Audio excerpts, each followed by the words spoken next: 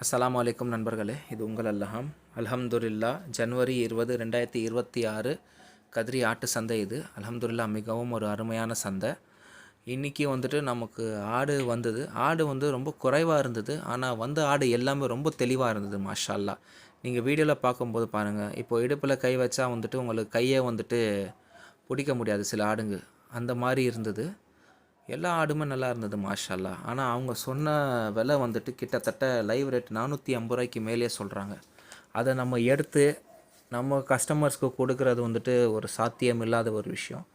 அதனால் வந்துட்டு இன்றைக்கி நம்ம ஆடு எடுக்கலை. நமக்காகவே நம்ம எடுக்கலை. நமக்கே ஒரு 200 ரெக்குவயர்மெண்ட் இருந்தது. அதுக்காகவும் நம்ம ஆடு எடுக்கலை. வெளியில் தான் விசாரிச்சுக்கிட்டு இருக்கோம். இன்ஷா அல்லாஹ் கிடச்சா அல்லாவின் கிருபையில் ரொம்ப நல்லாயிருக்கும். துவா செய்யுங்க நண்பர்களே. அது மட்டும் இல்லாமல் வந்துட்டு தமிழ்நாடுலேயே வந்துட்டு நான் நிறைய இடத்துல பேசிட்டேன். அது மட்டும் இல்லாமல் நிறைய இடத்துக்கு போயிட்டும் வந்துட்டேன். தென்காசி போனேன் இந்த வாரம், சிவகிரி போனேன், ராஜபாளையம் போனேன்.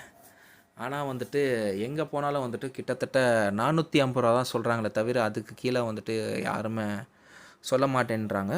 ஏன்னா அந்த அளவுக்கு இப்போது டிமாண்ட் இருக்குது. சரிங்களா? இப்போ நம்ம ஆடு எடுத்தால் நம்ம எடுக்கிறவங்களுக்கும் லாபமாக இருக்கணும், நம்ம கொடுக்குற நம்ம கிளைண்ட்டும் லாபம் அடையணும்.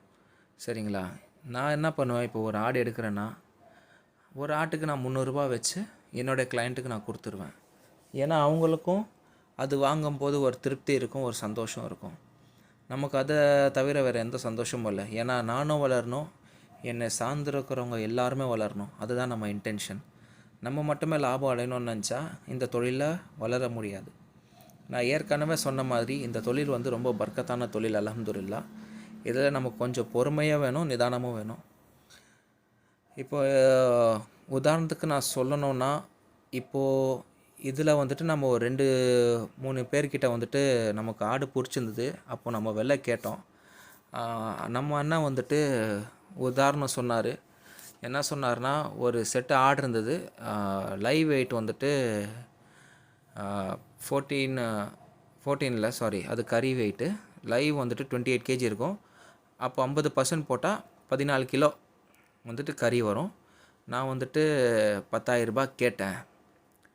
ஆனால் அவங்க வந்துட்டு ஜோடியே வந்துட்டு 28,000 ரூபாய் கீழே நான் தரமாட்டேன் அப்படின்னு சொல்லிட்டாங்க.